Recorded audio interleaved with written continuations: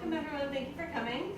My name is Amy Starczewski, and I'm the Associate Director of the Oral History MA program here at Columbia. This is the fourth event in our semester-long series on oral history in the city. And as some of our students pointed out astutely earlier, it's the third in that series to be concerned with gentrification. I would say actually the fourth, because the New York Public Library project just can't say that that's what it is. But I think when you're talking about neighborhoods, you're talking about neighborhood history and neighborhood change in New York. Much as the term gentrification may be played out, it's still the term that we're all talking about all the time. And so I'm really excited to see how these different projects come into conversation with each other and how they're all using really different methods to try to connect people's life stories with stories about place with these bigger political and structural issues. And so I'm really glad that you're here to present your work. I was saying to the class earlier that I think Gabrielle is the second person now, in addition to me, to have done this twice in the series since we started the program in 2008. I try not to invite people who've been before, but this new work is really different than the work that you were talking about last time. It was really so related to this theme that I really wanted to showcase it. So thanks for coming back. And by means of a little bit more of a formal introduction, Gabrielle Bendiner-Viani is an urbanist and artist, pioneering art space and oral history research for urban community engagement. Her most recent project is Intersection Prospect Heights, which we'll be talking about here, a work that engaged thousands of Brooklyn residents and was featured in Brooklyn Magazine, Brownstoner, and Untapped Cities. So that thousands number means a lot too, because we all know how hard it is to scale oral history practice up to anything that can have that same level of interaction and engagement with large numbers of people. She's a principal of Buscata, a design, photography, and critical research studio focused on place and civic dialogue. She's also a professor of urban studies and public art at the New School in New York. She was previously visiting fellow at the Center for Urban Community Research at Goldsmiths, University of London, and she holds a PhD in environmental psychology from the Graduate Center at CUNY. And I'm glad to have another CUNY alum here. Her work's been shown in institutions including MIT, Brooklyn Public Library, the Center for Architecture, and the Sheila Johnson Design Center. And her work on cities, culture, and photography have appeared in journals including Visual Studies, Space and Culture, Society and Space, Shelter Forest, and Urban Omnibus. She's currently working on a book on oral history, exhibitions, and contested space, which I'm eagerly awaiting, for the University of Iowa's Humanities and Public Life series. I also want to mention that this talk is part of the Paul F. Lazarus Lecture Series, and we're grateful for that sponsorship. I'm also going to pass around a sign-in sheet in a minute if anyone's not on our mailing list and would like to be. Feel free to sign it and we'll add you. And welcome. Thank you so much. Thank you very much. And thank you for having me. It's great to be back. And I should say that the book is actually based on the work that I talked about here last. Oh, great. But yeah, so Intersection Prospect Heights. You all have one of these things in your hands, I hope. Does everybody have one? I need one. I'll turn off the lights a little bit so you can see the slides better. Also, it was really hot in here when we came in, so I opened all the windows. If you guys start to get cold, just say so. And we can close the windows. That's the worst one.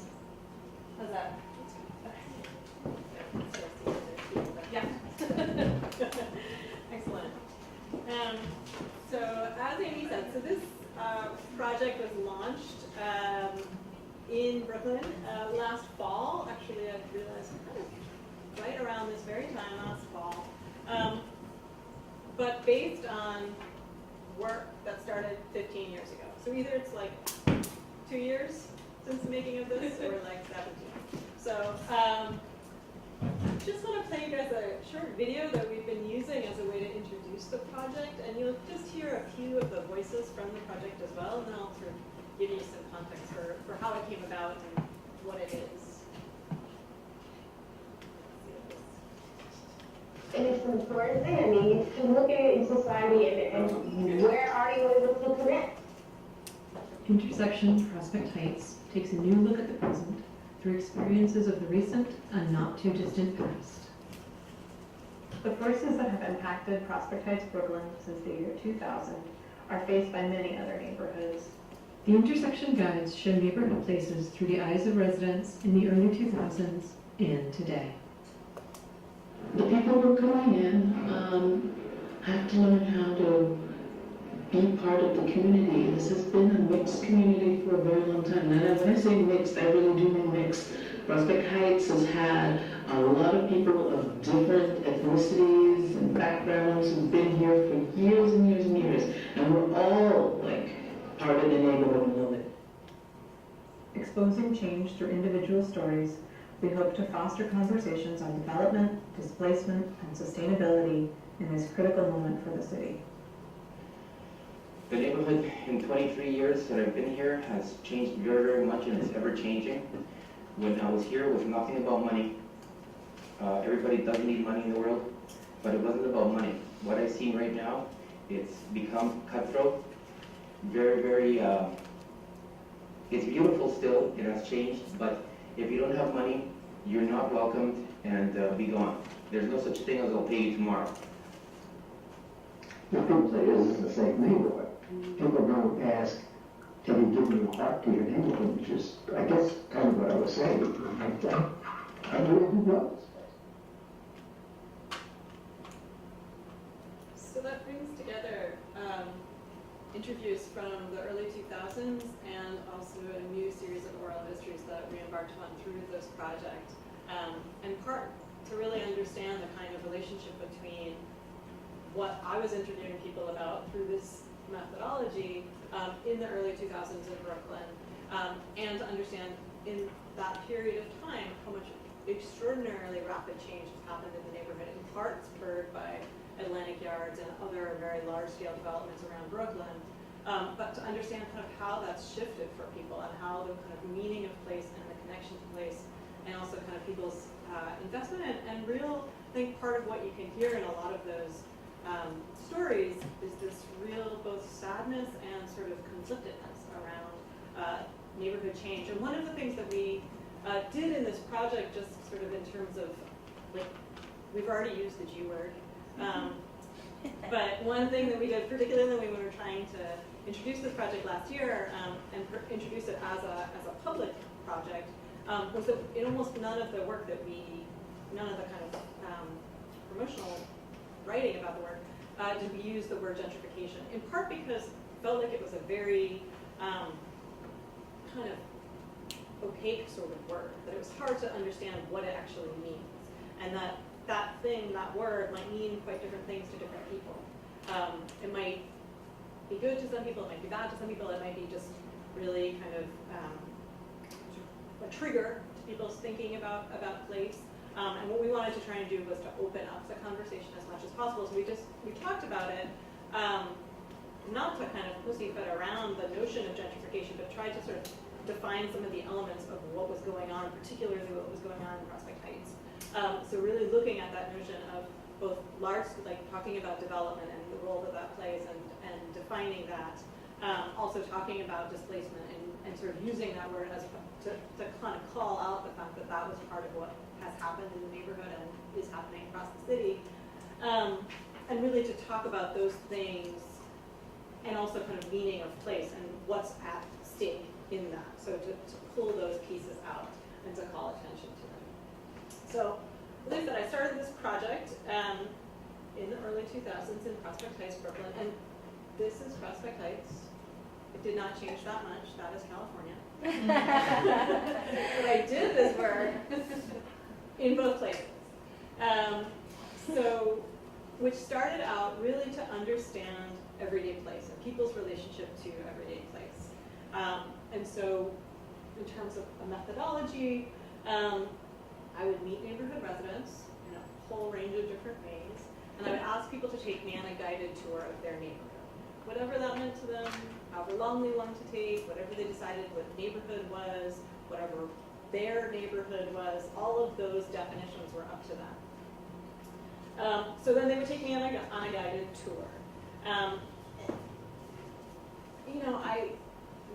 When thinking about kind of place and thinking about people's relationship to it, and even just in general thinking about people's stories and kind of cultural histories, there's this push and pull in research to think about, well, how can you really understand what it's like to be somebody else? And how can you be kind of a fly on the wall in somebody else's experience? And I think that the answer is you can't. That's just the way it is. Because you're there, and that's you have to grapple with that. And and you are who you are, and you're talking to whom you are talking to, and all of those things have to come into the conversation as opposed to sort of pretending that we can kind of structure things to make those disappear. And so I was okay with this and wanted to really say, well, okay, you're defining your story, and you just decide where we're going to walk. You know, I'm not going to kind of follow you on your daily thing. You're going to sort of make a story for me and tell it the way you want to tell it. So part of what we did, so in Brooklyn it was mostly walks, it was all walks, and then in California it was mainly drives and tree walking. And that was a whole different thing too. I was like, how do we do this? But that's another story. After people had taken me on these guided tours, which, you know, involved their supermarket or where they walk their dog or, you know, their different apartments that they lived in and all kinds of sort of very everyday sorts of spaces, I went back and photographed all the places that people had taken me to, which meant photographing very, very ordinary places that are mostly never photographed. And then I returned to all of these people and re-interviewed them with a stack of photographs, so that I would say, okay, well, you know, this is what you took me to, and this is kind of what I saw in your places. After you told me all of those stories, this is kind of what it made me think about. In part as a way to share.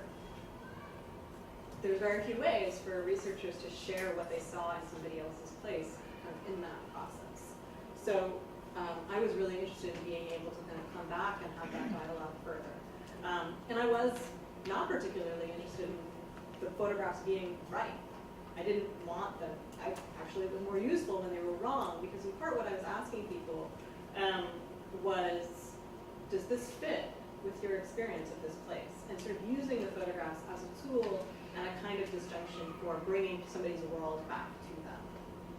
And in some ways they were really acted as this kind of straw man to bounce ideas off of, and for people to be able to say, well, you know, I couldn't have told you at the time when we were walking, but now that I'm looking at it, part of this is right, but actually here's the piece that's missing, and that's what's so significant to me. And maybe that's something you can't take a photograph of, but here, let me explain to you why it's so important. So it really helped people explicate something that was kind of underlying in their experience of place. So that happened. I did a lot of work around this in Brooklyn, and did the same sort of work in Oakland. All of that ended up being a part of my dissertation, and really, which was all focused around kind of thinking about everyday place and thinking about the kind of layered nature of place and all of those pieces. And I was saying to students earlier that this kind of culminated in Brooklyn just at the moment when the kind of very controversial Atlantic Yards proposal kind of came around, which was in the late 2004. And I thought, wow, I really screwed up. That was bad. I just wasted all this time. Now there's something that's actually interesting happening in this neighborhood, and I'm not really going to interview anybody about it. And I just carried on. I was like, well, okay, well, and I was moving to California as well, and so I was like, well, I'll just move on, I guess. That's too bad. But I did really try to sort of think, well, you know, one of the things that I tried to understand was sort of how come these people who had been so invested in this place to really see the really dramatic and very, very complicated and controversial kind of opposition to Atlantic Yards, sort of in the context of the stories that I'd been told. So it had been like messing around in my mind for a long time, but I wasn't sure where to put it. And I'd always wanted to make a public work with this. Done a lot of writing and sort of built out really thinking around kind of everydayness, but I never really found the right way to share this work back in the neighborhood, and had always had this idea that maybe I would sort of do with this moment. There was like, people were doing like text message tours and phone numbers you could call with a tour, and I should do that. What am I doing? I'm not doing that. But it never really gelled as to why I would do it. It didn't ever seem to, I mean, I thought these were fantastic stories, and all the things that I was learning from all these people were really inspiring and really changed my kind of worldview and also my understanding of the neighborhood. But I wasn't sure where kind of the public part of it was and what would be the kind of import for this for other people. So fast forward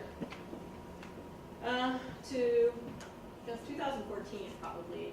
So 2015, I had moved away. I moved back to New York, but didn't live in Prospect Heights, in part because I couldn't afford to live there anymore. and didn't really visit very frequently. And then one day I happened to be there, and I thought, I have spent so much time living with this place. Like, I've listened to those interviews millions of times. Those people's words are like in my mind for the rest of my life. All the photographs that I made of this place, you know, they are the way that I see this neighborhood when I imagine it, right? I imagine my own photographs of this place, which is a whole nother thing about photographs. But I realized that there was this, like, I was almost brought up short walking down the street when I thought, there's something very, very different about this place all of a sudden. And it struck me, okay, this is really the moment to kind of come back. What I thought about it was like, it's time to go back to the supermarket. Because one of the things that was most interesting to me that really stood out was how complexly people talked about the supermarket in Prospect Heights. So I thought, okay, it's time to go back and see kind of really what, you know, like what did the supermarket mean then, and like what does it mean now? And because it really struck me that kind of what the moment of controversy of Atlantic Yards was over, and the effects of both that controversy and the very little having been built, but the effects of the sort of the proposed building had really taken a toll on the neighborhood. So it was dramatically different. And I started to think, okay, well, how could I actually bring this work back there for other people to basically have the same sort of disjunctive experience that I had had, kind of walking down the street. And it was very much related to, you know, thinking about that, well, what was it when people looked at their photographs of, or my photographs of their places?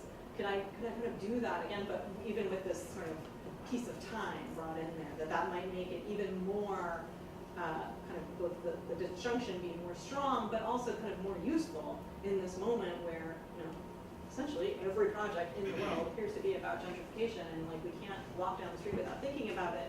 But yet it's also very hard to grasp and very hard to talk about, and very hard to talk about what it means and what it implies and what it implies for the future of the city, and what you might want to do about it, and how to actually talk to anybody else about it, and how to talk about the extremely conflicted nature of that process, and also how extremely powerless I think people feel around that. So that's where these guidebooks were born. These are 6 people who I interviewed. They're not all of the people that I interviewed, but they're a selection. And these guidebooks include a selection of pieces from their oral histories, from both their walking tours and from the interviews when I showed them the photographs.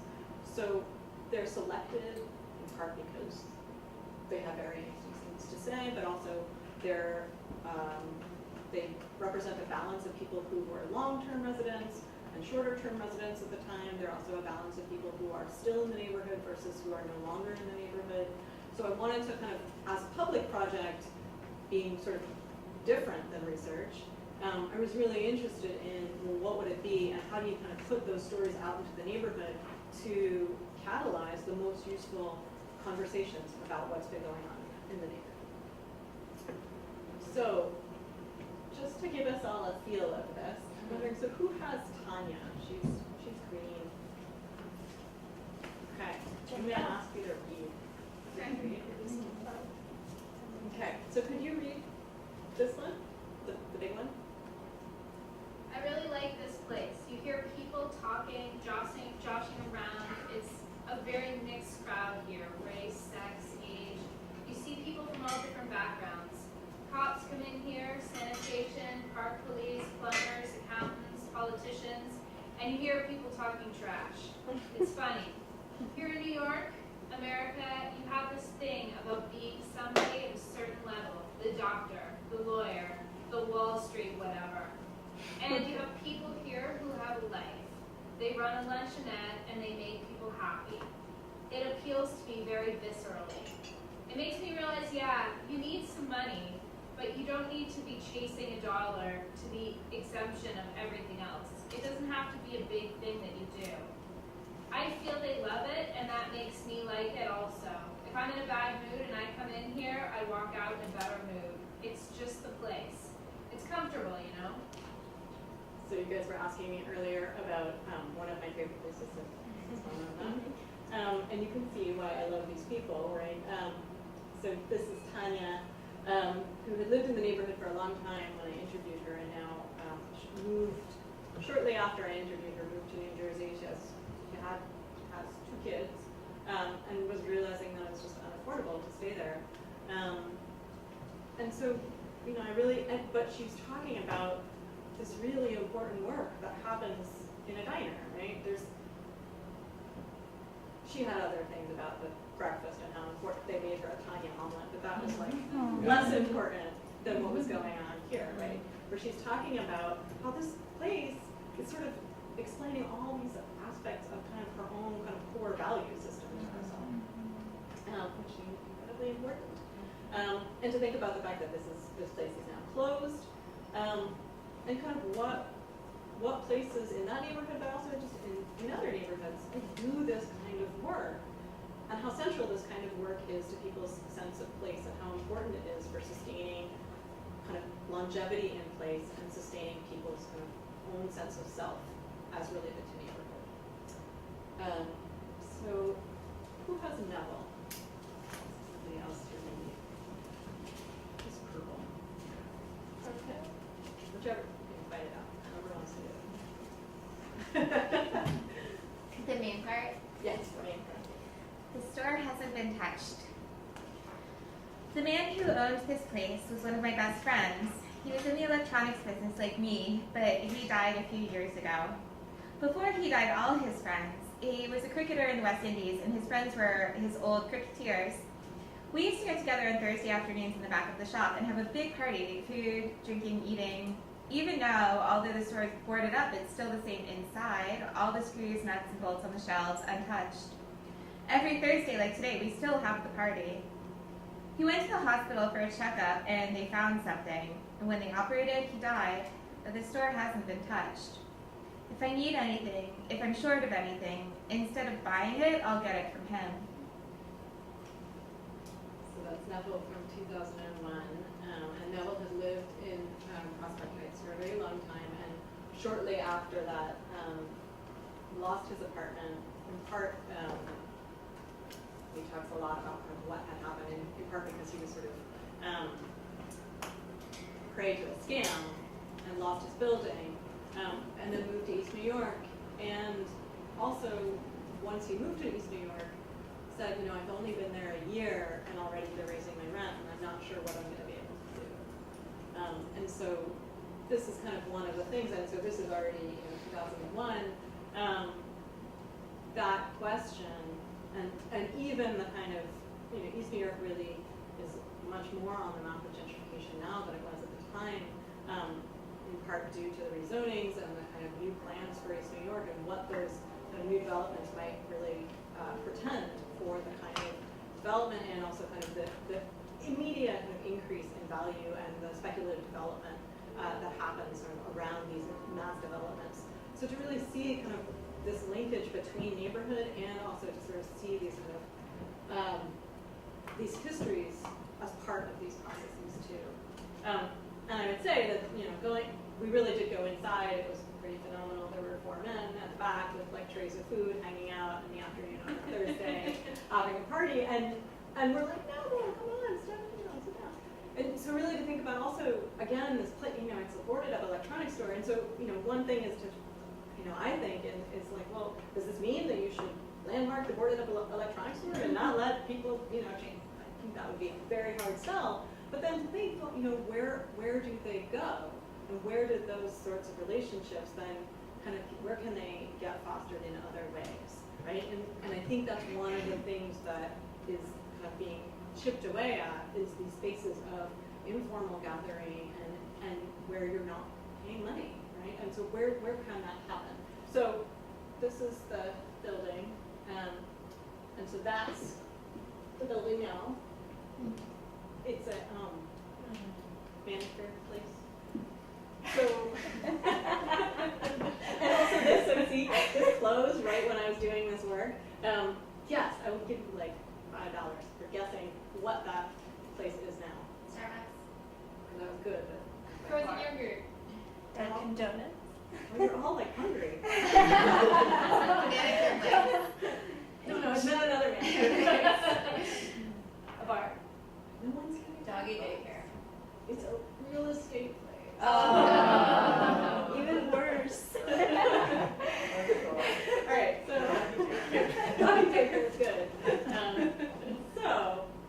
this work became in terms of thinking about how to share these stories was through a series of kind of these little pop-up installations throughout the neighborhood. So this is in the Met Food supermarket, and actually I want somebody, well, we'll come back to Met Food. This was apparently like the most popular place you could put anything. It's right next to the beer. These things went fast. Wow. We had to restock every other day. So in each one of these stands, so they were all over the neighborhood. I think we had them in 25 different locations around the neighborhood. And the idea was really, because this is about an everyday place, that we should bump into them in everyday places. And because I'm obsessive like this, there were 6 of them, and they're color-coded, and they were never all 6 in one place, and so you'd have to collect them all by going to the places. But clearly it did appeal to other obsessive people who were like, this one's different. So Brooklyn Public Library was a partner on this as well. We had 2 of these at BPL. Another piece of it that you can see there a little bit was that people could leave their own stories on the stands, which there were very few of those, but the ones that actually got left were like extremely heartfelt and really beautiful. You know, and really kind of underscored how tricky it is to get people to talk and to share things and to kind of participate in something. You know, I was really pleased that people were just taking the things, right? And really to think about the fact that, like, one of the things that we had really worked on was like, well, we wanted it to feel something that you could touch, that it wouldn't be like art or research or serious, that it would feel like something that you could touch and take home, and that, you know, kind of it would come into your everyday life as opposed to something feeling sort of off-putting. And people really did take them, and really went through lots and lots of these, thousands of these things.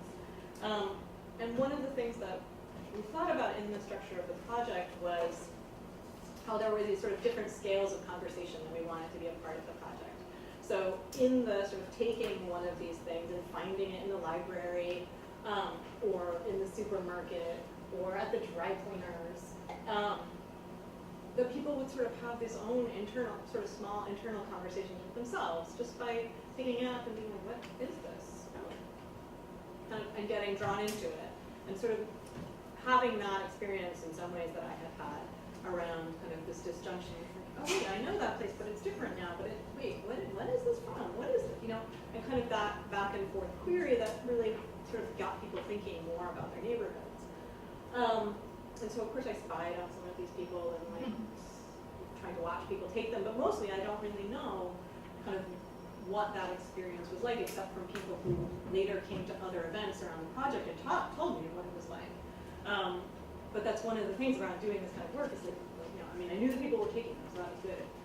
But really sort of thinking, well, it was very private and kind of a very private thing in the way that people experience these things. So, you know, people were like themselves, like on the street, just reading these things, and people would tell me like, well, I gathered all of them, and then I just took a walk by myself. Like, was that okay? You know, and sort of stood in that place. Fantastic.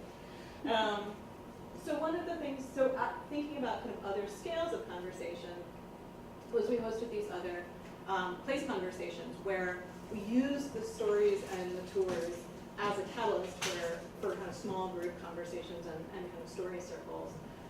So where we had people talking about their own stories, and then breaking up into small groups. This was all at Brooklyn Public Library.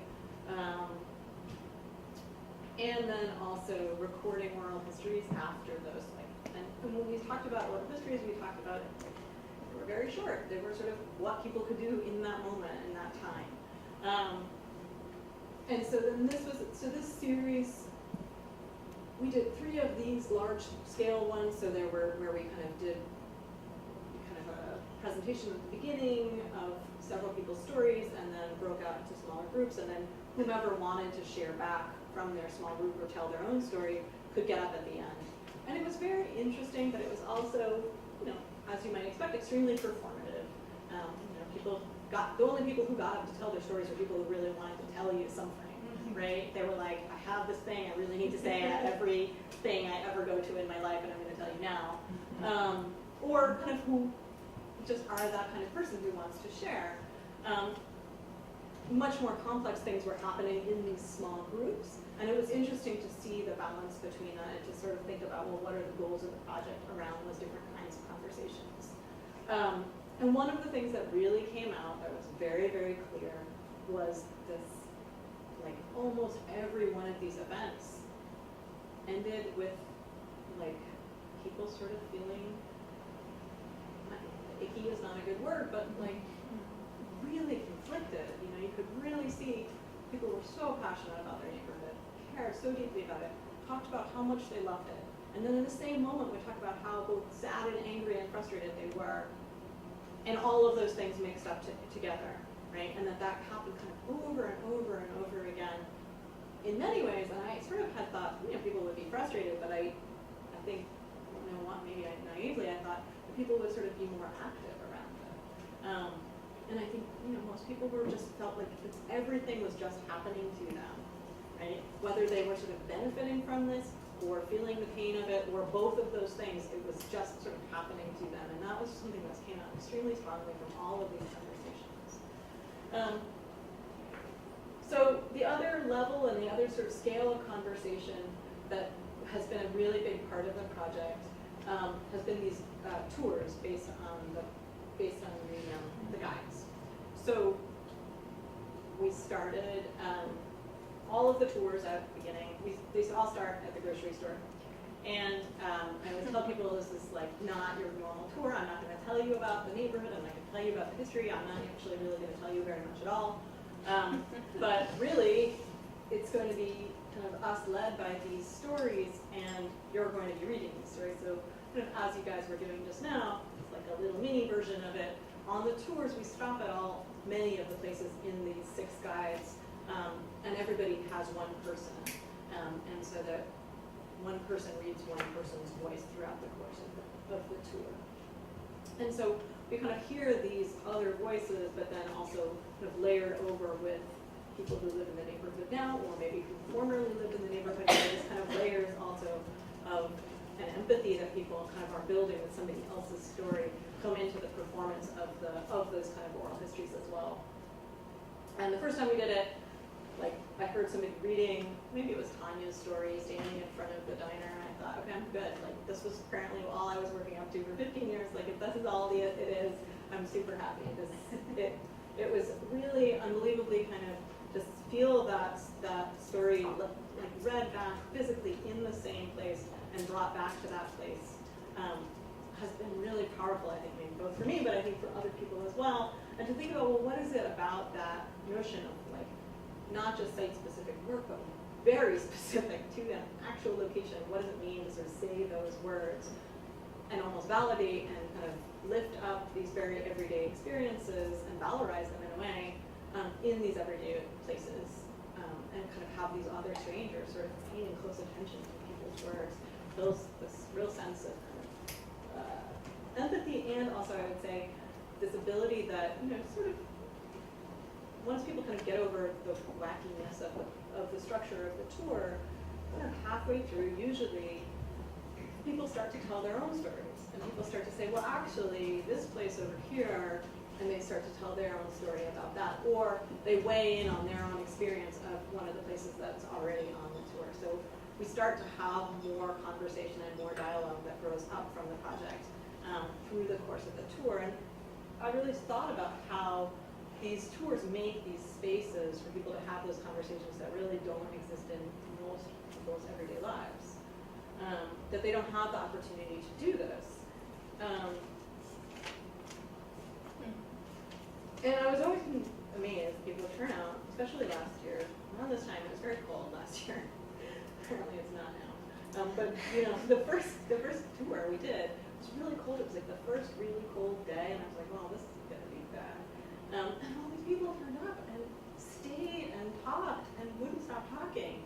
And I mean, you know, like it's kind of nasty outside, and you guys really want, like, really don't want to go home. Like there was this really interesting way in which people were feeling like there was no other space in which they could have the conversations that they're having.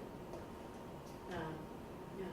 Can I ask a question? So the people who attend the tours, what is their demographic? Are they the people who have more money, who moved into the neighborhood more recently? Who, I mean, is it, because I just wonder, like it's a really beautiful way of creating space, and it's a really beautiful way of continuing the stories of the people who were forced to leave. But is it also like giving ownership of the stories of the people who were forced to leave to the people who in essence picked them out based on their enhanced wealth? And what, like, how do you balance ideas like that? Like, it does it pull back in like the community who? Sure. So, so one thing I would say is that it's always been this mixture of people. So it's always been a mixture. It's almost always been mostly residents on the tours, and it's always been a mixture of long-term and newer residents. And I would say almost every new resident who comes on the tours, they're like, I don't really think this project is for me, but would you mind if I tag along? Which I think is really interesting. And so I would say it's a mixture of those things. And so for different people, it has different roles. I think different people, so people who either are long-term residents or no longer live there, I'm going to talk about why they don't, right? And how sad they feel about it. And how both like angry they feel about not being able to be there, but also how they still love this place and so they can't stop coming here, right? And so those conversations come up frequently. Then the flip side of it is sort of newer people thinking about and hearing these stories. And in some ways, there's a possibility of the kind of giving people ownership over those stories, but I think more to the point, people are seeing that this is a place with an actual past and a place with actual histories and actual people and actual stories, right? And I think one of the things that we try and take apart in talking about gentrification is really to look at it as that individuals are blameless, but it's a structural issue. And so it's one of the things that we really try and talk about is like, well, how do you go from these individual stories to talk about essentially structural racism, right? And so to grapple with that in your everyday place where you just moved and you probably have this really nice apartment, and to deal with that and deal with that real history in that place. And so that back and forth has been a part of every single tour, which has been really interesting to me to see how that's occurred. Also, I would say, so this is Julia, who, so actually several of the tour guides came as tour guides on the tours. Fantastic. And so both Julia and also Tanya and Mike, and also David, all came on different tours at different times to different events, and so sort of brought all of those histories and their own experiences into it, which was really great. So we started every tour at the supermarket. And I think I'm going to ask one of you to read David's. Who has David? Who's orange? Okay. David? Yeah, okay. I have. Yeah, you have David. Oh, There's two Davids. okay. Yes. You have young David and older David. Yes, you can hold him up. Okay. So this is what they're reading. So this is in the Matt Food Supermarket, which interestingly, during the course of the time of the last year, was renovated and now has a different name, but it stayed under the same management and was under threat of losing their lease, and the whole neighborhood really organized around it to save it. So it's kind of just supermarkets in and of themselves are kind of a fascinating history and way of looking at this place. So people feel very passionately about this supermarket, not just because it's a supermarket, but you will see why. And I was always fascinated by this story that David tells about it. And I was really equally fascinated by the fact that everybody on these tours responded like, oh yes, let me tell you how I love this supermarket. A place that talks about most about this community. Metfood Supermarket, 632 Vanderbilt Avenue. Talk about capturing the sense of the neighborhood. Met Foods, you're homebound. Don't worry, call us and we'll get you what you need. I haven't heard of that since I first came to New York to visit my aunt in 1958. I just wish you could be here to enjoy it. She died with a Bloody Mary in her hand, mixed it, sat down, boom. If one thing talks most about this community, it's probably the supermarket. Because of the people there and what they try to do. They do it to make money, granted, but they seem to be here. concerned about people, about delivering service to the whole neighborhood. It's not that they came in and decided, oh, we're going to get rid of the Goya stuff here, you know? We're going to upscale. No. It's what made this neighborhood for us. 25 years ago, we got very lucky on the house. But really, it's the fact that it's a comfortably mixed neighborhood. Now, I can't pull down my veil of ignorance. I'm part of the dominant society. But it just feels to me like a comfortably mixed neighborhood. So this really sparked a whole lot of conversation, and we always stood partial to the paper aisle in this supermarket. We always talked about this place and really how crucial it was for people's sense of place to really these kinds of understanding of the neighborhood and what was special about the neighborhood. And so all different people would be reading that. You've already read it, so he's not going to. But then on the tours, Abdul, who is clearly like Andy Warhol in disguise, the owner of the supermarket, every tour, totally unbidden, he would come around and give people bananas at the beginning of the tour. Like after we would read this, sort of further, like just understanding the love of the place, right? And really, you know, part of what was interesting about this was this kind of balance between like real sense of building a place, sense of building a community, and really good business, right? I mean, businessman guy. Like all these people are like, totally coming back. Right? So, but even that push and pull in to think about, well, what are the roles and the goals of these everyday places? Like what kinds of very important community building work do they do? Like local stores, what do they do? And I mean, it's a particular vision of what a local place does in a neighborhood and what its role is, and kind of also its kind of sense of itself as there for the long haul. And that's, I think, one of the things that we can think about when we think about what's at stake in gentrification is, well, whether businesses really can stay for the long haul, that can do this kind of work, right? One of the things that has happened in speculative real estate around New York City, so in part there's this real loss of affordable housing, there's skyrocketing rents, but one of the other huge things that's less talked about is that small businesses are, I mean, if not as much, if not more, threatened by all of this. So particularly on Vanderbilt Avenue, which is kind of the main street in Prospect Heights, in the last 15 years since Atlantic Yards and 10 years since the Atlantic Yards proposal, just talking about it, there's been an extraordinary amount of turnover of small storefronts. So there's almost no places that actually have the ability to stay and sort of imagine that they would be a part of this neighborhood for a long time. And so to do this kind of thing, what either Abdul and Frankie are doing at Met, or what Mike and John were doing at the diner, or any of these other places, there's really no point in doing that kind of work, and yet that's this thing that people talk about as being so central to their understanding and valuing the place and sense of themselves. So this is Mike. We saw him earlier.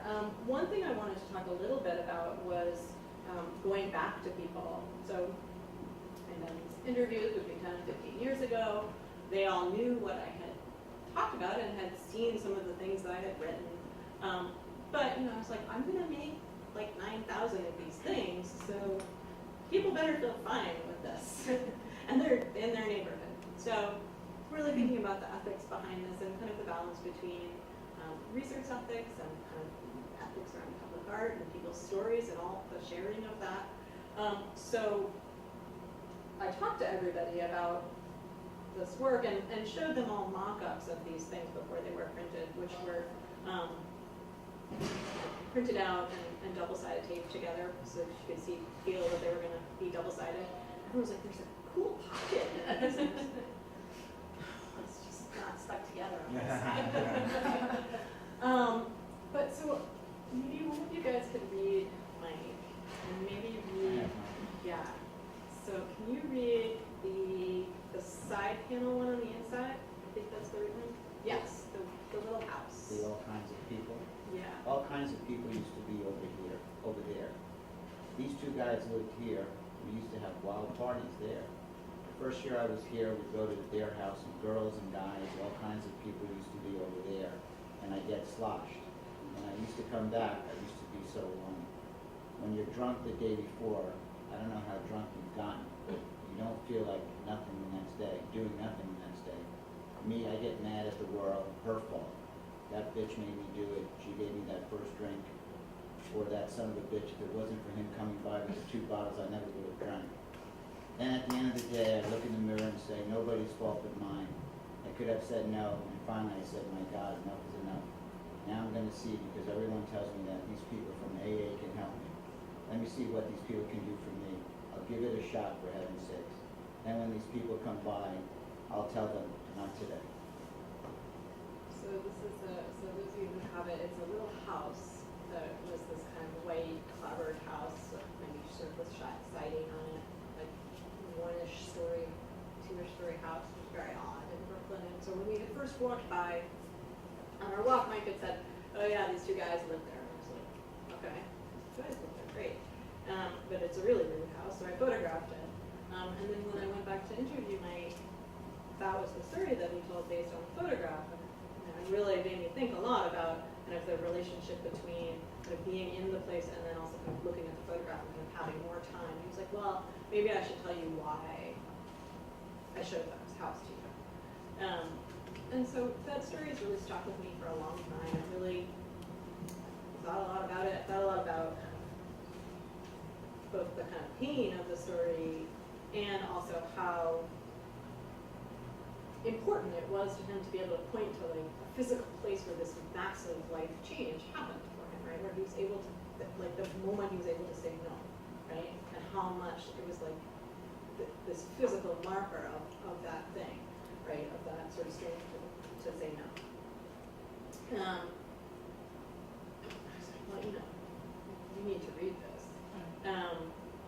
And he's like, oh, whatever's great, Gabby, do whatever you want. I'm super excited about it. It's going to be awesome, fabulous. And I was like, no, I'm really fine to read it.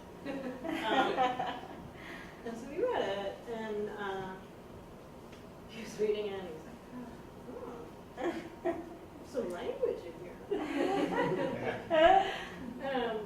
And we got to the end, I was like, look, this is the mock-up. Like, we can change it. You can do whatever you want. It's your words. It's your story. If you want something else, we can do something else. It's fine. And he was like, well, no, actually, I want it. I want it here because having it in print makes it something that I can show to other people and say, I was there and I'm not there now. And there was a way that kind of having that documentation of it was really important to him and really powerful in a way that I had no idea that that would be his response. And it made me think a lot about kind of the role of kind of the personal experience of having your story told, but also the kind of being able to, like, what kind of import and credence and value kind of printing something makes it in the world, and kind of that it's out and it's also tangible, right? This like thing that you can hold in your hand and you can show to somebody else, and what that does. So it made me more and more interested in the kind of physical as well. And why it was really important that these things kind of be tangibly out in the world. So here's somebody taking one. This might be one of the first people to take one. I was like, okay, our work here is done. This is good. We won't spend all this time just for that one guy to walk up to it.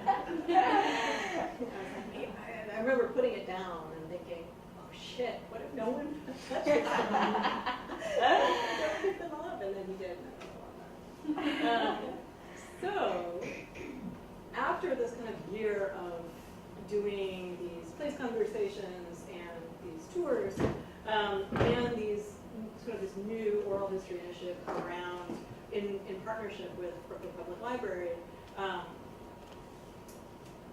we pulled together a new guide because we really wanted to put those sort of stories into conversation with each other. So there are not enough of them because I couldn't print enough of them, and so we were running very low. But yes, they're there for you. So you can give them back at the end. But you can fight amongst yourselves.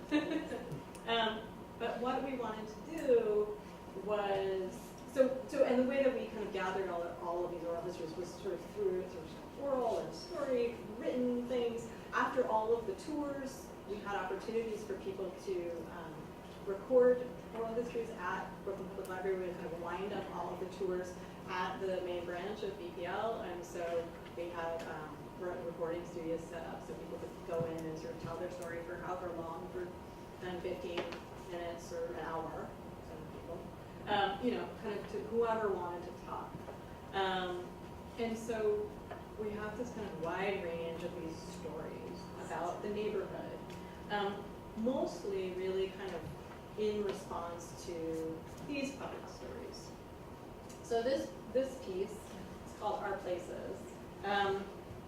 And part of what we wanted to do as the next step of the project, we really wanted to put the individual stories first in the beginning of the project. But we also really valued the notion that that this project could make explicit links between those individual stories of the past to experiences of the present, and also to a very clear political and kind of development timeline of the last 16 years.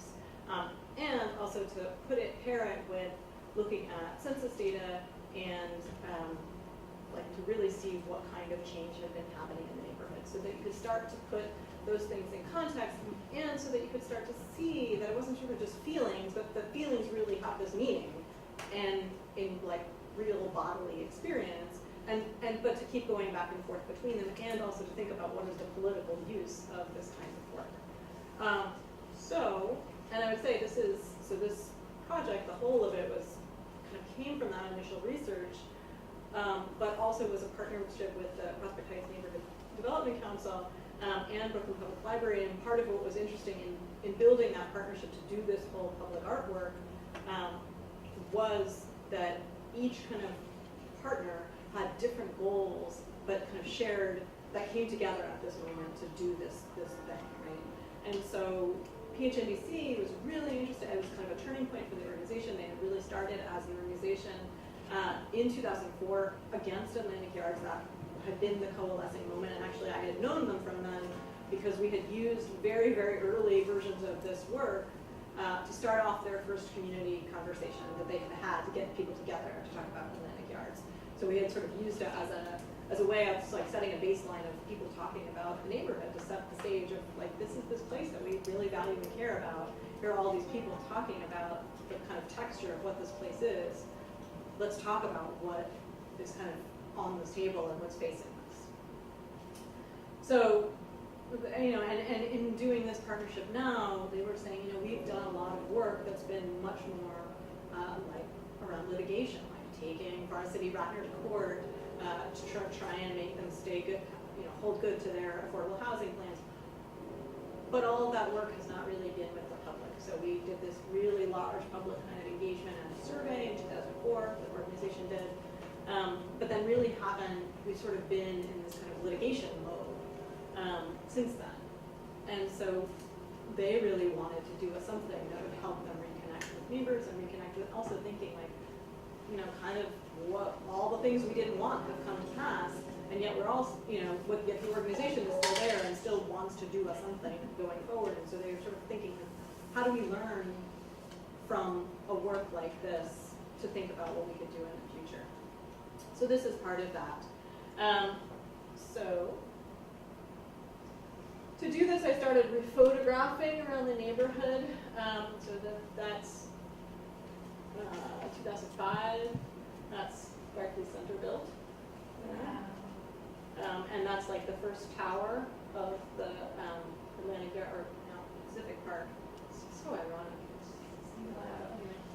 That's like the first tower topping out there. This is the playground between, this is a playground between St. Bergen and Dean Street. And this was taken in 2001, so, maybe 2002, but it was the beginning of, which is now like this huge championship for kind of young basketball players. It was the first year of it. And it was like really fantastic young kids playing and thinking about kind of what it was doing by building this kind of regular thing that would happen in that space. And then I went back, this is early this year, and I live with this photograph. I spent a lot of time looking at it. This kid is like grown up now. My main goal actually in the whole project is to meet the kid, but it's going on. So I walked past and I thought, well, I'll go visit the playground for sure. And so it's full of construction workers for all of Atlantic Yards, which the entire neighborhood is completely overrun by construction workers. So they're all playing basketball in this playground. Wow, that's really different.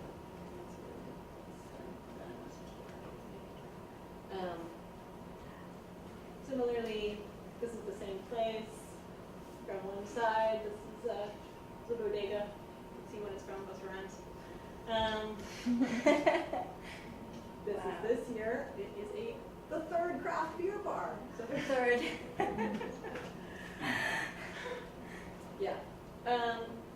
So that's where this project came in, and so it introduces this thinking and the comparative relationship between these things, and then also tries to pull out themes. So whereas the other projects, the other pieces were much more really kind of defined by individual people and individual people's points of view, we tried to pull out some of the themes that came from the stories and from the narratives, both kind of earlier and later. But part of what we also did was included these. So these are kind of, so this is what it looks like. But we looked at demographic transition and tried to put that in context, right? So you can pretty clearly see part of what's going on here, right? We really saw, it's very clear this is from census data. There's not a huge change in the numbers, but there's a huge change in the percentage of particularly white and African American residents of the community. It's really dramatic, and it's something that people, I think, feel, and it's, I think, quite important to see it in numbers as well. And you can also see, which I think is more complex for people to sort of see or suss out or understand the impact of this, but to think about the kind of the income difference and the income differentials and what that means in the neighborhood. Is that adjusted for inflation? No, but it's only 15 years. I mean, it's not. That's kind of significant though, 15 years.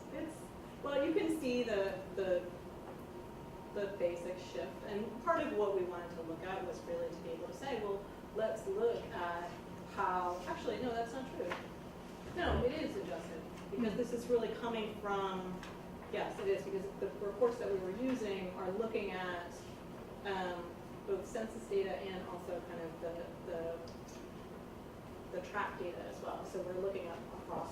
So we're starting to look at the shift here, and also really to think about in relationship to what people like Denise, who you saw talking at the beginning, are talking about, to say it's not so much a question about who is here, but also a question of what people think that they're buying by coming here.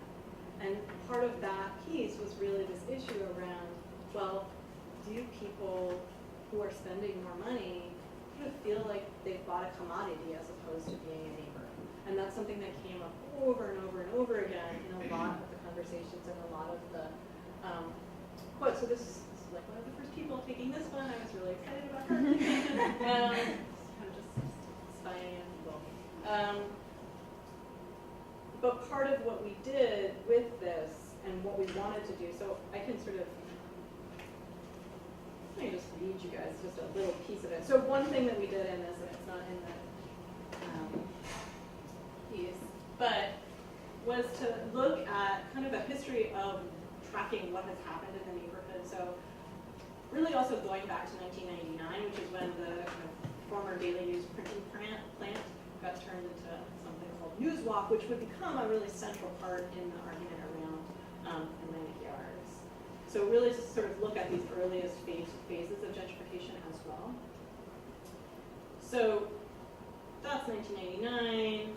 There's sort of the Atlantic Art Building that gets developed. So these large scale, these sort of block conversions start happening, right? Michael Bloomberg gets elected in 2002, not insignificant, I think. 2003, end of 2003, Atlantic Arts Project was announced to include an arena, 22,550, 2,200 affordable apartments, and 4,200 luxury apartments, right? Also, all of this, there's no definition of what affordable is, and all of this, which is the larger issue across New York at the moment, right? So kind of looking down that list of seeing kind of the evolution of like the buying of the nets, the release of the kind of questions around for community protests were really ramped up around 2006. These moments where large developments happened, and really then to see how the speculation really started to grow. You can sort of start to see like there's a few things that happen, and then it starts to like really balloon in later years.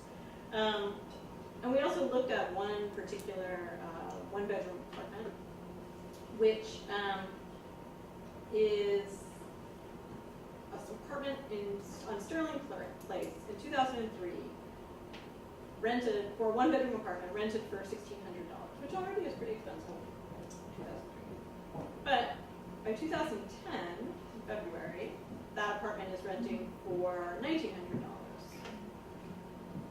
By 2012, only 2 years later, it's renting for $2,300. By 2015, it's renting for $3,100. So sort of even just taking the kind of the tops of one bedroom apartment, seeing that shift over time, and that's just one place, which I think even doesn't show the real extent and the breadth of what happened there. So part of what we did was to release this and then invite a panel to come and talk about what this means and how could you actually think about these stories and how does this relate to the kind of work that they've been doing, not just in Prospect Heights, but across Brooklyn, sort of making these connections. This project not just be about Prospect Heights, but to have the project really be about the kind of questions that are happening across Brooklyn and across the city, and really start to connect it to questions about rezoning, questions about the kind of, real deep issues around speculative real estate and this obviously rampant gentrification, and what does that mean? So it's a panel of Doug Howard, who is the director of an organization called Impact Brooklyn, who's basically a tenants' rights organization, Tom and Gotti, who is just actually released a book called Zoned Out, which some of you may be interested in, really thinking about rezonings and gentrification. We also have Regina Cagle, who's from the North Flatbush BID, which is a very old and long-standing BID, and so also kind of grappling with the role of BIDs, which are interesting, and also thinking about sort of trying to support small businesses and to see the pressures that small businesses face in this context. We also had Catherine Green from Arts East New York, so sort of the issue is really interesting. She said, first I was like, why did you invite me to something about Prospect Heights? And then she said, and then I read this whole thing and I thought, I know, because this is the same thing, except this is just further along, and these are the kinds of fears that we have, and we need to really talk about why these things are similar and to be able to build relationships across. And then we also invited Letitia James, who had been councilperson for the neighborhood around the time of Atlantic Yards, and obviously is now public advocate. And she really talked both sort of from her Prospect Heights hat and also to see this in a citywide context. So we wanted to have this conversation be very different in some ways than some of the other conversations where it was really like saying, well, what do you do with this? What do you do with these stories? What do you do with this history? What do you do in this present moment to move forward with it? And one of the things that Tom said. And the first questions on people's lips were, what do we do? And so I developed these 5 things to do about gentrification. And it was based on conversations and questions that people asked. And the number one point, probably the most important one, is talk to other people. Talk to your neighbors. So many people who complain about gentrification haven't, and especially the new gentrifiers, many of them who feel very uncomfortable that their new neighbors are leaving and that the diversity that they once may have valued is disappearing. Well, they have absolutely no idea what to do. Thanks to Deb, we hear about one answer, which is organizing. That is the answer. That is the only thing you can do, is organize. And the first step in organizing is talking to your neighbors, talking to people, developing relationships, developing connections. If you don't have those, you can't organize against a lousy developer, landlord. You can't organize to go to city offices to complain. You can't do anything. So, so I guess that's my take on the whole thing. Thank you. So really what I wanted to end with was thinking about that and thinking about the role of conversation, and really to think about the role of conversation and the ways that conversation can be catalyzed, and to think about it as how can we catalyze conversation that really has just the goal of talking, and then how do we go from those conversations to action. And so what is the role of this kind of work in starting those conversations and making space for those conversations, which very frequently there is no other space for them to be had. And then kind of what happens from there. I would say if you want to experience this, I'm giving another tour on Saturday. So if you want to experience Prospect Heights and the Intersection Project, and particularly this kind of conversation that we've been having on the walks, you are all welcome. And I look forward to having conversations with all of you.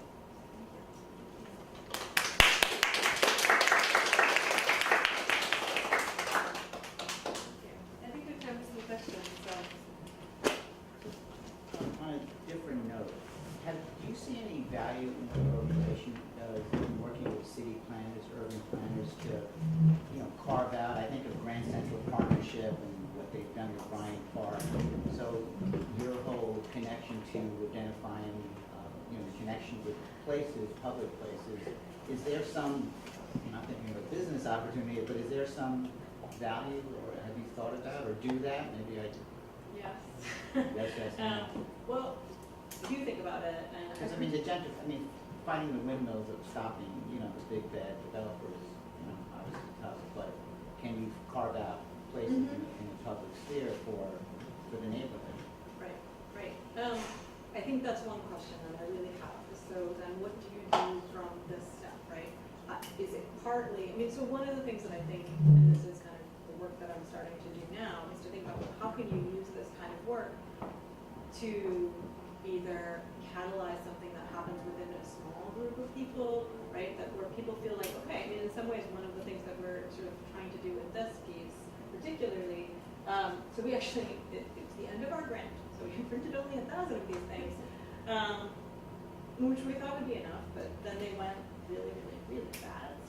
And we really have felt like, okay, how can we use something like this as a tool, as an advocacy tool, but then also really as a tool that sort of goes a little bit further, that sort of helps make the case to say there really needs to be a way to protect all of those things that these people are talking about as being valuable, right? So can you start to make something from that? And one thing I think about, right, is like, well, can you?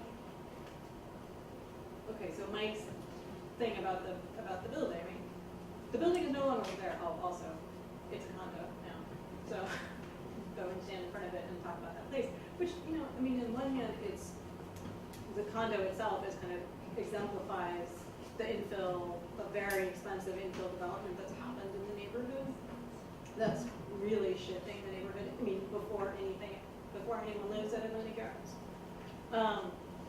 But it also, should that building have been saved? No. That's kind of insane, right, to think about it that way.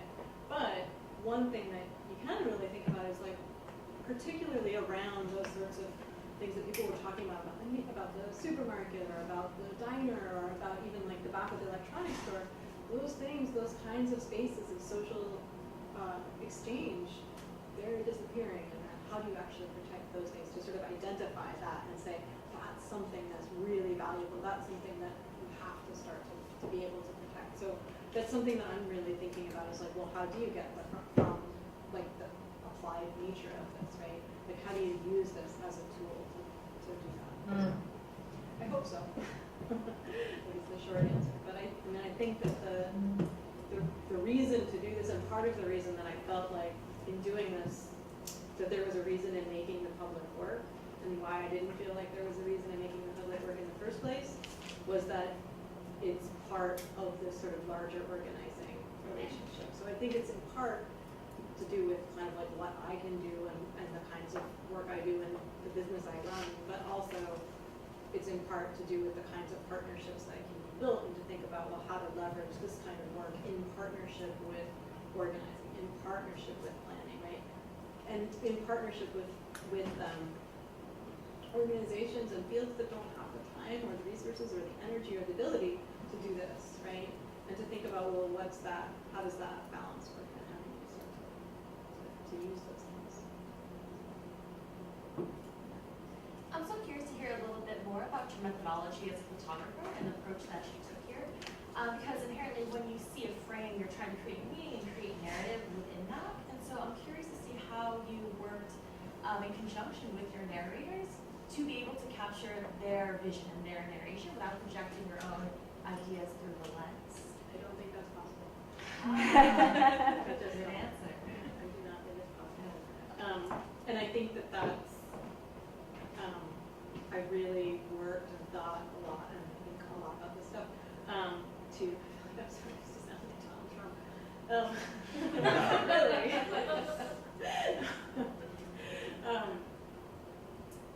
But to think about what doing work that stays true to what I think is actually possible in artistic practice, which is being actually true to a vision and making something, as opposed to sort of trying to sublimate that and say, like, well, I'm just letting your vision be a part of what was interesting to me was, particularly in the research, was the pairing of was the bringing back of those photographs to people as part of the conversation. And it's interesting to think about it in the context of these as well, because you don't necessarily, that's not as explicit in these, right? So it's sort of interesting to think about, well, where's the perspective here? And in part, though, I would say all of it, and the way I see all of it, is kind of offering all of the pieces up as kind of tools for conversation. So whatever it is sort of fair game for the conversations that are a part of the project. In many ways, so the things, like these objects that you have in your hands, they are the most tangible part of the project, but in some ways, the conversations themselves are the most important part of the project. So that I think it's important to have made something and to be putting it out in the world and be catalyzing this because in some ways, the notion of doing kind of community-based work, and one of the things that I think is really important is to be able to say, look, I invested in this. Like, I'm giving something to you before I ask for you to invest your time and your thoughts in me, right, and into this project, right? I've spent the time, I'm investing the energy, I'm investing the thinking, and in some ways the making of an object sort of can serve as that, right, and as a tool for talking back and forth. You know, I mean, you could also say it's something printed and people believe things that are printed, and there's a way in which it gives it this kind of authenticity and power. So, you know, it goes back and forth there too. But I would definitely say that around the kind of questions of photographs, I really think it's not possible to do. And even I would say, I feel like the oral history is having its moment right now. I feel like everyone's like, God, I want to do it. Oral history is fantastic. But I feel like there was this moment, like maybe 10 years ago, where everyone was like, I'm going to give disposable cameras to children. It's going to be fantastic. We're going to know everything about what they think about everything. I always was like, I don't think we are, because that's not what photographs are. It's not, because you're not really actually grappling with the nature of the medium. You're going to know something, sure, but you need to really look critically at what framing does. All of those pieces are part of this, the making of images. It's always perspectival. Like, there's no way to get around it. So you may as well start to use it instead of sort of trying to obliterate it. That's my rant. I have a similar question. Do you have the moment you feel you have to make the decision that you whether you want to make this place more strange by giving a new perspective, or make it familiar as people would. I would say I never tried to make it like really odd or really like, oh, it's like from upside down or, you know, no. But I would say in some ways, because I took the photographs after people had walked with me and had taken me around and had told me like why they were taking me to this particular place, I always photographed with their stories in mind, right? So I always started to think about the place based on what they had told me. So there are some photographs where somebody told me where they had played hopscotch and skelly as a child, and so I photographed the ground. Like, so it's a photograph that's mostly looking at the sidewalk. Then he told me that wasn't the right part of the sidewalk. But well, I would have known, right? So like that to think about like, well, if you're going to talk about that very embodied experience, then how does that become a part of it, right? And how do you kind of use the photograph as a way to help somebody say, well, actually, no, it's very specific where I did that thing as a child, and it was actually over here, and it's not in the photograph, and you know, if I had done it over there, you'd be like in the direction of the driveway, or whatever it was, right? So that perspective was important in that particular photograph, or other photographs where people took me to their apartments. I was really interested in looking at spaces that people move through very regularly that they might not see. So I photographed door handles sometimes, or where people like showed me that they pushed the door, like that front part of the door. So to sort of call attention to these spaces of use. So in those ways, those are stranger sorts of perspectives. But they also, so then there would also be kind of a wide range of looking at multiple pictures of every place as well. So I never tried to make it weird just for the sake of it, but I did try to think about what people, and in that way, that was sort of the exchange piece of it, was that here's what I heard you telling me, so I tried to sort of think about what a photograph might be based on that story that you told me. And sometimes that makes sense as a photograph, and sometimes it doesn't, and sometimes there's no way to sort of try and see that story that somebody told you in a place. I think I read somewhere that the interviews are archived at Brooklyn Public Library. And you know, this is such an interesting way of mixing oral history and photography together. And I think people often get excited about doing that work, but don't have a good way to do the field work that way, and particularly don't have a way to archive those kinds of materials together, because the processes for archiving photographs are so different than for oral histories. And I think maybe this is beyond what your responsibility for the project was, but I'm curious, as these materials made their way into the archive, how or if you're able to keep the connection between the photos and the context in which they're made. Yeah, that's actually a conversation that we are still to have, actually, with DPL. So in part, the newest oral histories are archived there. And then there will eventually be an intersection Prospect Heights archive that you can go and look at all of this stuff. But we've really sort of been trying to grapple with how to both bring in the older interviews and the photographs. So it's kind of an open question, and sort of and to think about, well, how do you keep this in the context of the work, and also to say, well, these interviews are, you know, maybe someone will make something else of them entirely another 15. I certainly could never have known what they would seem like, 10 to 15 years later at the time.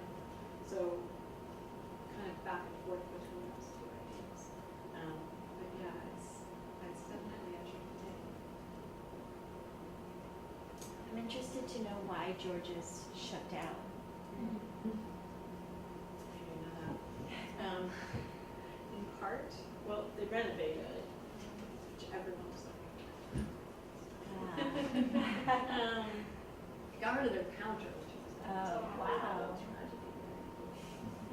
So I mean, really, I'm thinking about like the actual physical spaces that like embody and enable and you know, support these interactions. That was, I think, quite important. But that happened. quite a while ago. So they've managed for a while, but I think they were really trying to shift and sort of change with the neighborhood, but not really being able to do that. And so they sort of tried all these different things and tried opening for dinner, and that was like not good.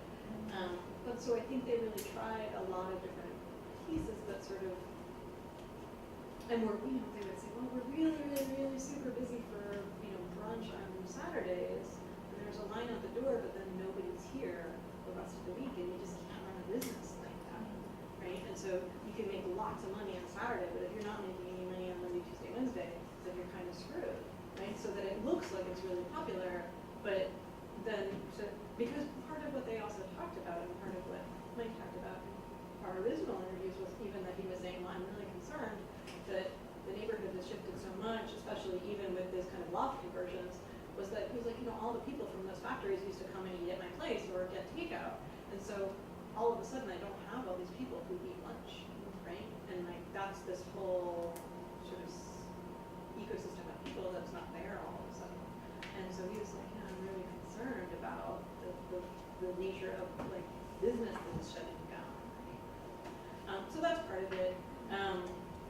On the upside, they were on it. And so I think the business was starting to fail, I think was part of it. But on the happy side for them, they actually had bought their building. So they did sell their building and moved to Florida. Oh, email me. That's you. So, you know, I think that was, it turned out okay for them, but I think it also was because they left because the business was unsustainable. You know, and they basically felt like there was nothing that they could do to keep that kind of space going in the context of the neighborhood, right? Where he was saying, you know, well, it doesn't, what I do and what I sell just isn't selling here anymore, right? Not in that way. So, it's very nice. Yeah. I have a question again. To me, your work is a combination of Virginia Woolf and Jane Jacobs. Yeah, the people in your. Maybe the nicest thing.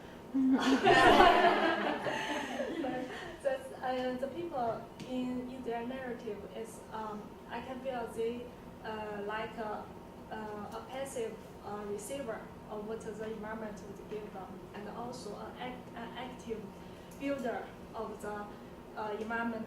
What should the community be like? When you were interviewing them, do you consciously separate those moments of as a passive receiver, as active builder, or you just emphasize on the interaction of those forces behind you are the environmental psychologist. So, I mean, not in the interview itself. I would sympathize with what you're saying. Like, they just went on forever. So, I mean, I ask very few questions, particularly I think with the walks, that people are like, they have a story to tell, and also there's something extremely kind of inspiring about, you know, there's just physical movement. I think it's one thing, thinking through that. But even just the being in place is very kind of makes people think about it or something, that they talk a lot about it. So that there weren't very many questions that I asked about anything really. I mean, I think maybe I asked a few kind of in context as we were sort of walking along, but never sort of anything specific about how they experienced the neighborhood. So all of those pieces I think really came from the process of the walk, and kind of came to the surface of it. In terms of analyzing all of the interviews, one of the things that I really did much more in most of the academic writing that I've done around this was to look at all of these interviews and to see kind of how basically people's construction of their sense of self was happening in everyday places, and to sort of look at that as a series of layers, both sort of from this very, very super personal part of thinking about the construction of their own values and morals, like how that, you know, how that was happening in a diner, or how that was happening supermarket. And that's not something that you think about when you think about the use value of a supermarket. And how that, critical that was to people, right? How that was doing this really important work. But then also to say, like, well, how is also people's kind of construction and understanding of themselves as part of a larger culture happening within those spaces? So I started to look at it almost in the way that I was sort of describing environmental psychology as sort of looking at these sort of scales of social science. I started to think about these interviews as really explicating these different scales of relationships, of sort of building of self. So sort of a relationship with oneself, a relationship with sort of small groups of people, and then sort of relationships with larger cultures, and sort of see how that played out. So in other spaces, people talk more about like diasporic relationships, and so actually I was thinking about the project on Eritrea and how one of my interviewees in Oakland, this is not related to Brooklyn, talked about how he took me on a tour of Oakland based on all of the different places in which he had been an activist around sort of different moments of crisis for Eritrea, and how he saw Oakland as like a history in time as opposed to physical places, which I was like, wow, that's an unbelievable kind of way of thinking about it, but where he was kind of moving through histories and kind of moments of ups and downs of activism, thousands of miles away, but in this kind of sort of small block radius. So I started to think about, well, how are these much larger relationships to sense of place and culture and diaspora, how are those being built in these very, very local places too? So that's kind of in terms of looking at these through more kind of environmental psychology analysis of all of these stories that people were telling me. That's where all of that went. And to think about, well, why, and I think all of these things kind of argue from different perspectives of why these very everyday, quite banal sorts of spaces can be so important. And I would say it's actually really interesting. Almost nobody took me to parks. Like, people talk about Prospect Park as being important. Many people did. But many more places were these very small, very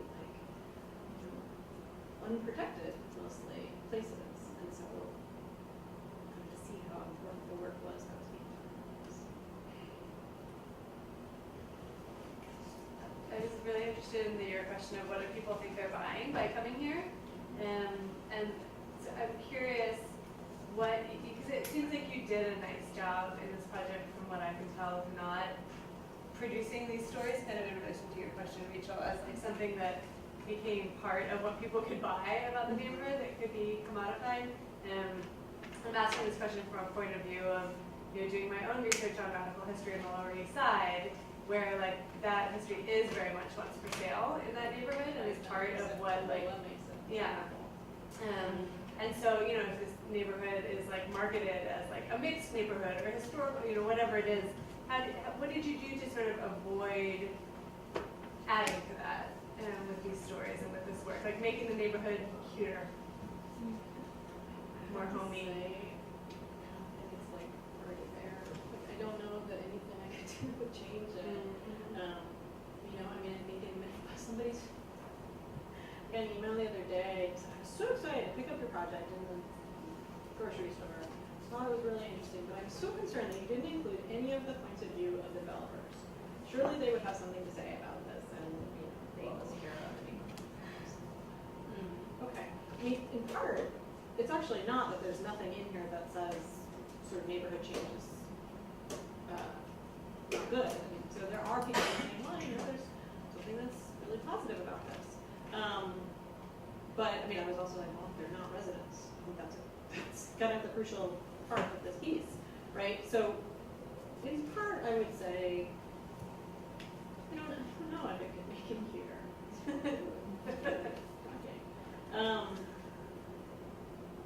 And I think also that the stories are so weird and not kind of digestible in that way. I think that's something that I think that's something I steer clear of in general, of trying to make histories too neat. It's different than I think the Lower East Side,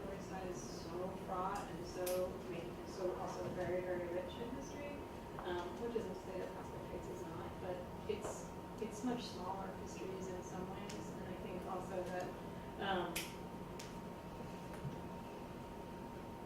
you know, it's, I also do feel like it's, I mean, I don't know, maybe you could say that about the Lower East Side too, that it's really far gone at this point in a way. But I think one of I think I would say that one of the things about this is that it's, in part because it doesn't really, most of the stories don't go back terribly far, in part because it's sort of focused on this like 15-year period. You know, some of those original stories are going back a little bit in time, but mostly it's like looking at this weird sort of near past, which, you know, like is not a sort of selling point. In some ways, people, I think people who would be sort of interested in a selling point would be like, well, thank God we're not doing that anymore. You know, I mean, I think that that's a part of it, that a lot of those things that people talk about are not things that are particularly sort of attractive. But I don't think it was ever sort of cool in the way that the Lower East Side was. I mean, I think that the Lower East Side has had there's so many histories of both extreme disinvestment and huge amounts of kind of creative production that's been happening there, both in terms of like advocacy and art practices, that it's like a huge myth to always navigate. And I don't know that Prospect Heights has that deep mythology in that same way. I don't know. I mean, I don't know if it's making it cuter. I hope not. I mean, I do think that that's a real risk of any kind of art project and public art in general. I think that's a real thing to always be kind of thinking about and vigilant about. There's this, you know, you're asking your neighbors what they want to get built on whatever corner, which isn't to say that that can't be really extremely powerful, but can also sort of be like who participates in that, and that whose voice gets heard and sort of amplified in the way that it gets amplified in lots of other ways. So I think that's always a concern. That's really interesting. I hadn't kind of put that into words, but they are kind of weird stories. Like they're not stories for the most part, with like a beginning, middle, and an end, and they're not like snapshot. And they're not. They seem to be the kind of stories that like aren't easily commodified. No, they're the opposite of like story for stories or something. Yeah. You know, like they are really different from like the usual kinds of oral history stories that get like excerpted and presented in public. And I hadn't really noticed that until you said that. I mean, I think it's partly what I like about them. I think they're really odd and mostly, you know, some of them are quite funny, but they're sort of like hard to pin down. And I think a lot of them have like contradiction in the story, that they kind of contradict themselves and go back and forth. So.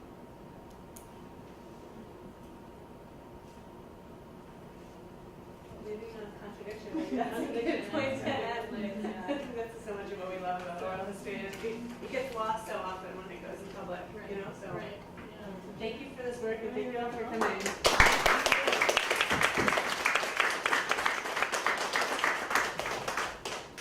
Break in the series now, and our next event is on November 10th. And Zahir Ali, who's the oral historian at the Brooklyn Public Library, is going to be talking about a project they're doing on Crown Heights, combining kind of once again archival interviews with contemporary research. So we're going to be back in Brooklyn, probably talking about gentrification again. But